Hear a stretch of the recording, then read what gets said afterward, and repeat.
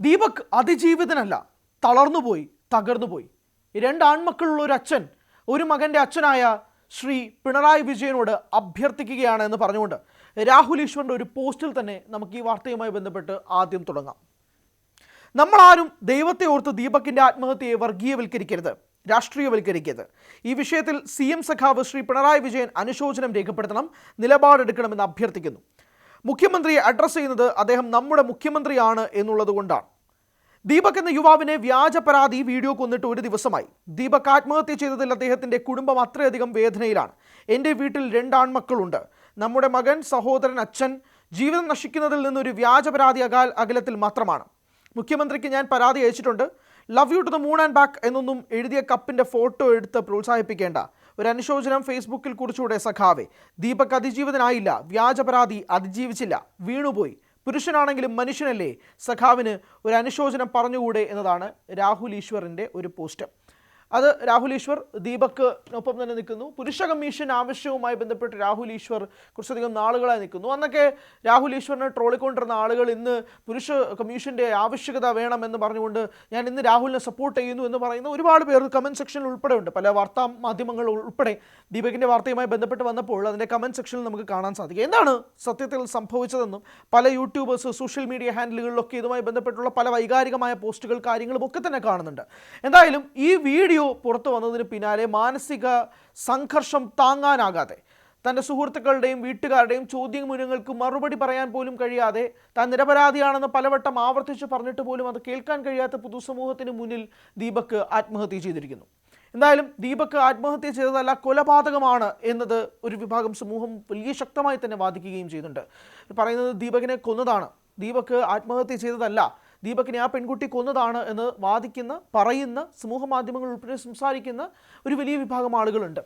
നേരെ മറിച്ച് മറ്റൊരു സൈഡിൽ നോക്കുകയാണെങ്കിൽ പെൺകുട്ടി ആ വീഡിയോ എടുക്കാൻ കാണിച്ച ആർജവം, പെൺകുട്ടി ആ ബസ്സിൽ നിന്ന് ഇയാൾ ഈ പ്രവൃത്തി ചെയ്യുന്നതായി കണ്ട് മനസ്സിലാക്കി ആ വീഡിയോ എടുക്കാൻ കാണിച്ച ആർജവം, എന്തുകൊണ്ട് ആ പെൺകുട്ടി അയാളോട് ഓൺ ദ സ്പോട്ടിൽ പ്രതികരിക്കാൻ തയ്യാറായില്ല, എന്തുകൊണ്ടത് വീഡിയോ എടുത്ത് സമൂഹ മാധ്യമങ്ങളിൽ ഷൂട്ട് ചെയ്തു എന്ന് പറയുന്ന മറ്റൊരു വിഭാഗം ആളുകൾ. ഒരു കാര്യം പലരും പറയുന്നൊരു കാര്യം, ആ പെൺകുട്ടിക്ക് അത് നേരിടേണ്ടി വന്നിട്ടുണ്ടെങ്കിൽ ആ പെൺകുട്ടി അത് എതിർക്കണമായിരുന്നു എന്നുള്ളതായിരുന്നു ചോദ്യം. നേരെ മറിച്ച് ഒരു ക്യാമറയും എടുത്ത് എന്തുകൊണ്ടത് ഷൂട്ട് ചെയ്തു എന്നുള്ളതായി ഒരു ചോദ്യം. 2 തട്ടിലായിട്ട് നീങ്ങുകയാണ് സമൂഹം, അത് വലിയ ശക്തമായിട്ട് തന്നെ നിൽക്കുകയാണ്. എന്തായാലും ദീപകിൻ്റെ ആത്മഹത്യ അതൊരു തരത്തിൽ വല്ലാതെ തന്നെ കേരള സമൂഹത്തെ ഉലച്ചിട്ടുണ്ടെന്ന് പറയാതിരിക്കാൻ കഴിയില്ല. പല ആളുകൾ, ഇപ്പോൾ രാഹുൽ ഈശ്വറിനെ പോലുള്ള ആളുകൾ മുഖ്യമന്ത്രിക്കൊക്കെ പരാതി നൽകിയിട്ടുണ്ട്. കേസുമായി ബന്ധപ്പെട്ട് ഇനി എങ്ങനെയാണെന്നൊന്നും അറിയില്ല. എന്തായാലും ഈ പെൺകുട്ടി തന്നെ ഇൻസ്റ്റാഗ്രാം, ഫേസ്ബുക്ക് അക്കൗണ്ടുകളെല്ലാം പ്രൈവറ്റ് ആക്കിയിരിക്കുകയാണ്. ഈ പെൺകുട്ടി എവിടെയാണ് എന്നത് സംബന്ധിച്ച് വ്യക്തതയൊന്നുമില്ല. പലരും ഈ പെൺകുട്ടിയുടെ അക്കൗണ്ടുകൾ അവിടെ പോയി റിപ്പോർട്ട് ചെയ്തിട്ടുണ്ട്. അങ്ങനെ നമുക്കൊരു ഓപ്ഷൻ ഉണ്ടല്ലോ, നമുക്ക് ആ സോഷ്യൽ മീഡിയ അക്കൗണ്ട് പോയി റിപ്പോർട്ട് ചെയ്യാമെന്നുള്ളത്. പലരും ഹ്യൂജായി, ബൾക്കായിട്ട് ആ പെൺകുട്ടിയുടെ അക്കൗണ്ട് പോയി റിപ്പോർട്ട് ചെയ്തിട്ടുണ്ട് എന്നുള്ളത് വ്യക്തമാണ്. ഇതെല്ലാം ഈ സമൂഹത്തിൽ നടക്കുന്നുണ്ട്. ഏറ്റവും കൂടുതൽ ഉള്ളുലയ്ക്കുന്ന കാഴ്ച എന്ന് പറയുന്നത് ആ വ്യക്തിയുടെ, ദീപകിൻ്റെ മാതാവൊക്കെ മൃതശരീരത്തിന് മുന്നിൽ നിന്ന് കരയുന്ന കാഴ്ച, തൻ്റെ സുഹൃത്തുക്കൾ, ബന്ധുക്കൾ എല്ലാവരും ചേർത്ത് നിർത്തിക്കൊണ്ട് പറയുന്നു ദീപക് അങ്ങനെ ചെയ്യില്ല, ദീപക് അങ്ങനെ ചെയ്തിട്ടുമില്ല, ദീപക് ഇതുവരെ അങ്ങനെ ഒരു തരത്തിലുമുള്ള കേസുകളിലോ കാര്യങ്ങളിലോ ഒന്നും പെട്ടിട്ടില്ല, ദീപകിന് ഇത് താങ്ങാവുന്നതിലും അപ്പുറമായിരുന്നു എന്നുള്ളതാണ് ദീപകിൻ്റെ സുഹൃത്തുക്കൾ ഇക്കാര്യത്തിൽ പറയുന്നത്. എന്തായാലും ഇതേപ്പറ്റി ന്യായീകരിക്കാനോ സംസാരിക്കാനോ ദീപക് ഇപ്പോൾ ഇല്ല. സ്വാഭാവികമാണ്, ഒരു വ്യാജ പരാതി ആണെങ്കിൽ അതിലിപ്പോഴും ഒരു ചോദ്യചിഹ്നമാണ്. വ്യാജ പരാതിയെന്നോ അല്ലെങ്കിൽ വ്യാജമായ ആരോപണമെന്നോ ഇപ്പോഴും തെളിയിക്കാൻ കഴിയുന്നില്ല എന്നുള്ളത് ഫാക്റ്റാണ്. ഈ പെൺകുട്ടി ഇത് റീച്ചിന് വേണ്ടിയിട്ടല്ല ചെയ്തതെന്ന് പറയുന്നു. ആ പെൺകുട്ടി ഒരു ഇൻസ്റ്റഗ്രാം ഇൻഫ്ലുവൻസറാണ്. പക്ഷേ വേറെ ഒരു വീഡിയോയിനേക്കാൾ കൂടുതൽ ഏകദേശം 3.4 മില്യൺ ആളുകളാണ് ഇൻസ്റ്റഗ്രാമിൽ മാത്രം ഈ വീഡിയോ കണ്ടിരിക്കുന്നത്. അതായത് ഏകദേശം 34 ലക്ഷം പേർ.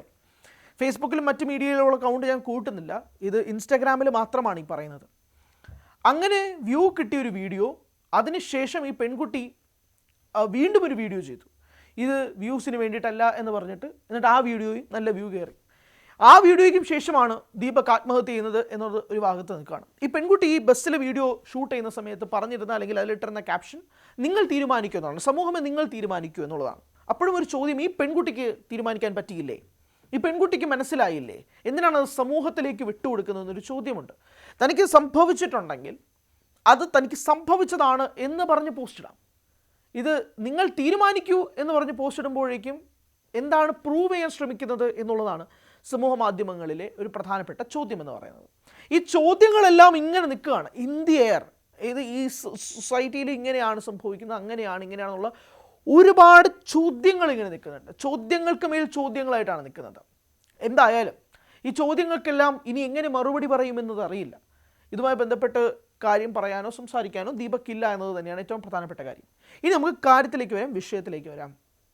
ഈ ഭാഗ്യലക്ഷ്മി ഉൾപ്പെടെ പ്രതികരിച്ചിട്ടുണ്ട്. ഭാഗ്യലക്ഷ്മി പറയുന്നത് അയാൾ മോശമായി പെരുമാറിയെന്ന പെൺകുട്ടിക്ക് ഉറപ്പുണ്ടെങ്കിൽ വീഡിയോ എടുക്കാൻ കാണിച്ച ധൈര്യം അയാൾക്കെതിരെ ശക്തമായി പ്രതികരിക്കാനും കൂടി കാണിക്കണമായിരുന്നു എന്നുള്ളതാണ് ഭാഗ്യലക്ഷ്മി പറയുന്നത്. ഇനി നമുക്ക് നേരെ വീഡിയോയിലേക്ക് വരാം.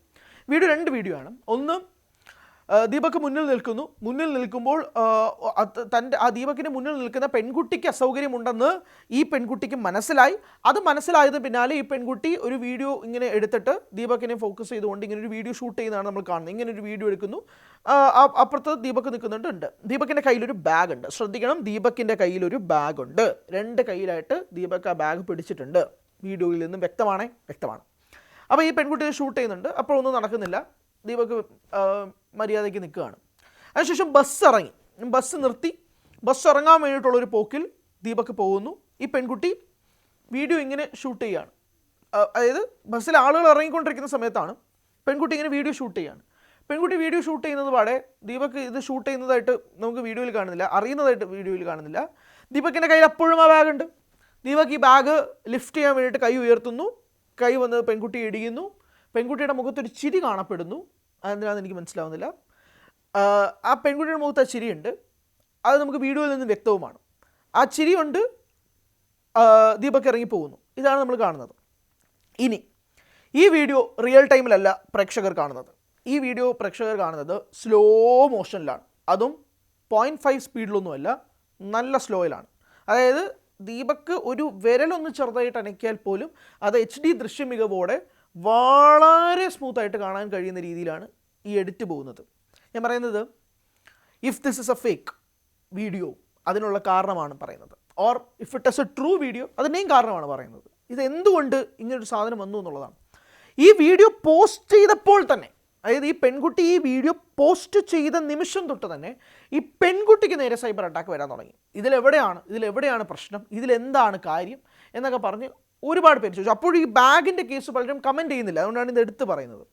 അപ്പോൾ ഈ പെൺകുട്ടിക്ക് നേരെ ഇങ്ങനെ വിമർശനങ്ങൾ വന്നു തുടങ്ങി. അതായത് ഈ വ്യക്തിക്ക് നേരെ വരുന്നത് വളരെ കുറവായിരുന്നു. കാരണം ഇതിനു മുമ്പ് മറ്റൊരു പെൺകുട്ടി തൻ്റെ തൊട്ടടുത്തിരിക്കുന്ന ആളെ ബ്ലറൊക്കെ ചെയ്തൊരു വീഡിയോ ഇട്ടിരുന്നു. അപ്പോൾ ആ വീഡിയോയ്ക്ക് തന്നെ ആ പെൺകുട്ടിക്ക് നേരെ ഭയങ്കരമായിട്ട് ബാക്ക്ലാഷ് ചെയ്തു. ഇതിലെന്തോന്നാണ്, ഇതിലാരും നമുക്കൊന്നും കാണാൻ കഴിയുന്നില്ലല്ലോ എന്ന് പറഞ്ഞിട്ട് ഇത് മെജോറിറ്റി കമൻറ്റ്സ്. പിന്നീട് അത് തെളിയിക്കാനായിട്ട് ആ പെൺകുട്ടി 2-3 വീഡിയോകൾ അല്ലാതെയും ചെയ്യേണ്ടി വന്നു. ഇപ്പോഴും സെയിം ആണ് സിറ്റുവേഷൻ. ഈ പെൺകുട്ടി ഈ വീഡിയോ പോസ്റ്റ് ചെയ്തതിന് ശേഷം ആരും അങ്ങനെ സപ്പോർട്ട് ചെയ്ത് കാണുന്നില്ല. മെജോറിറ്റി കമൻസും അങ്ങനെ അല്ലാത്ത പക്ഷം അങ്ങനെ വരുമ്പോൾ ഈ പെൺകുട്ടി വീണ്ടും പറയുകയാണ് ഇതൊരു മാനസികമായിട്ടുള്ള പ്രശ്നമാണ്, അയാളുടെ ഇമോഷൻസ് കൺട്രോൾ ചെയ്യാൻ കഴിയുന്നില്ല തുടങ്ങിയ നിരവധി കാര്യങ്ങളാണ് ആ പെൺകുട്ടി പറയുന്നത്. അപ്പോൾ ഇതെല്ലാം കൂടി ഇങ്ങനെ കണക്ട് ചെയ്തതിന് ശേഷമാണ് ദീപക് ആത്മഹത്യ ചെയ്യുന്നത്. പൊതുസമൂഹം ചോദിക്കുന്നത് ഈ പെൺകുട്ടി ഈ വീഡിയോ ഷൂട്ട് ചെയ്തിട്ട് ഇട്ട ക്യാപ്ഷൻ നിങ്ങൾ പറയൂ എന്നുള്ളതാണ്. ദീപകിൻ്റെ ആത്മഹത്യയ്ക്ക് ശേഷം സമൂഹ മാധ്യമങ്ങൾ ചോദിക്കുന്നത് ദീപക് ആത്മഹത്യ ചെയ്തതല്ല, കൊലപാതകമാണ് എന്നുള്ളതാണ്, ഈ പെൺകുട്ടി കൊന്നതാണ് എന്നുള്ളതാണ് സമൂഹ മാധ്യമങ്ങളിലെ ഏറ്റവും പ്രധാനപ്പെട്ട കമൻറ്റ്. എന്തായാലും അതും നിങ്ങൾ തീരുമാനിക്കൂ എന്നുള്ള രീതിയിലേക്കാണ് ഇപ്പോഴും പല കമൻസും വരുന്നത്. എന്തായാലും ദീപകിൻ്റെ ഈ ആത്മഹത്യ ഇതൊരു ചെറിയതല്ല. അടുത്ത കാലത്തായി കേരളം ഇത്രയധികം സംസാരിച്ച, അടുത്ത കാലത്തായി കേരളം ഇത്രയധികം ചർച്ച ചെയ്ത ഒരു സാമൂഹിക വിഷയം ഉണ്ടാകില്ല എന്നത് വേണം തന്നെ പറയാൻ.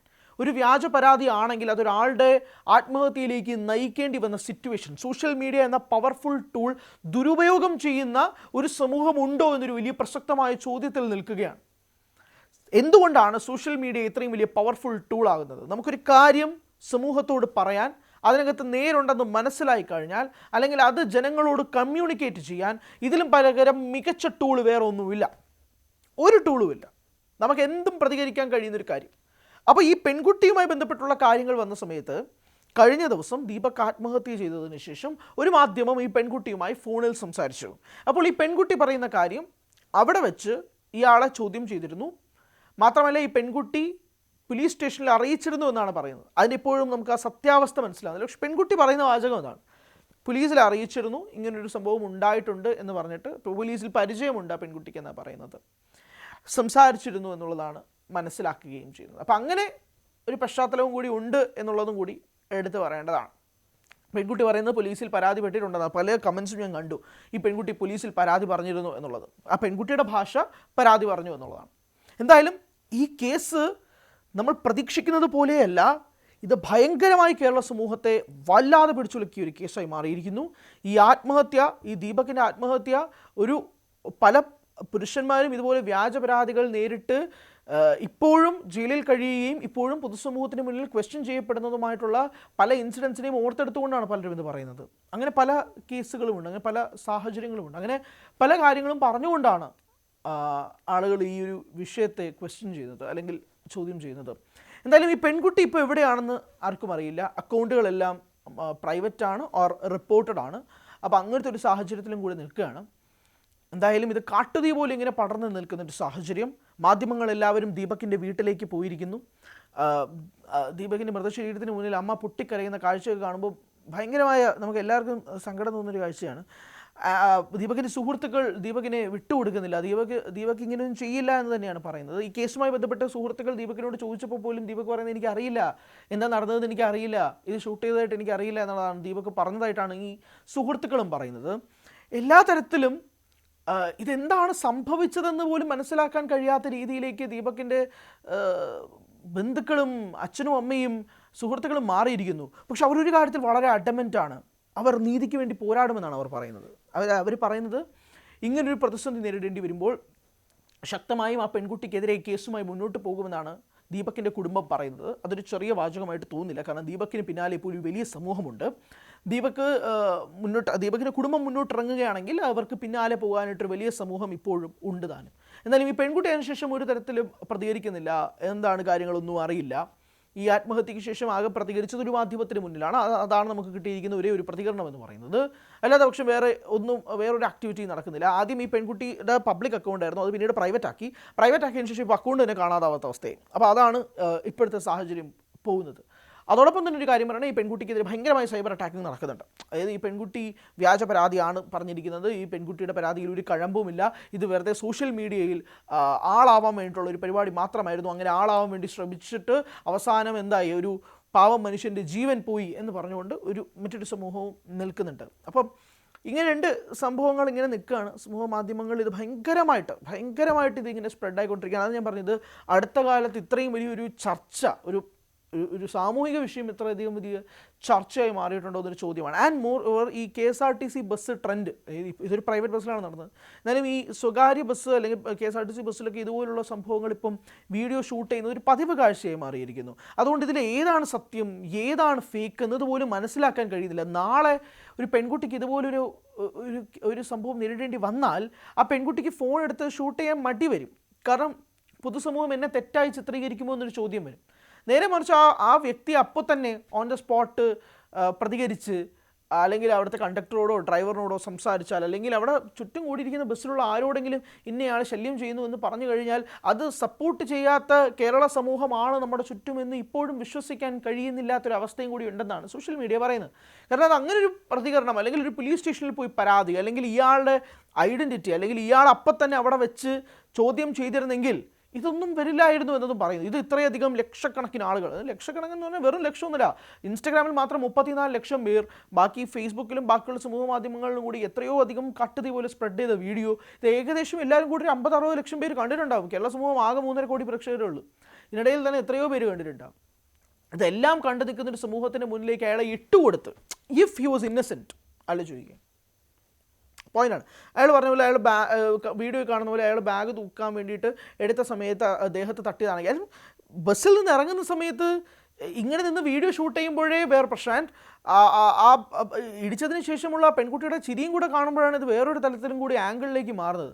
അതായത് ആ വീഡിയോയിൽ പതിഞ്ഞു എന്ന് പറയുന്ന ഒരു ചിരിയാണോ, അല്ലെങ്കിൽ നമ്മുടെ ദേഹത്തൊരാളെ തട്ടുമ്പോൾ ചിരിക്കാൻ പറ്റുമോ, ഈ ചോദ്യങ്ങളൊക്കെ ഒരുപാട് നിൽക്കുന്നുണ്ട്.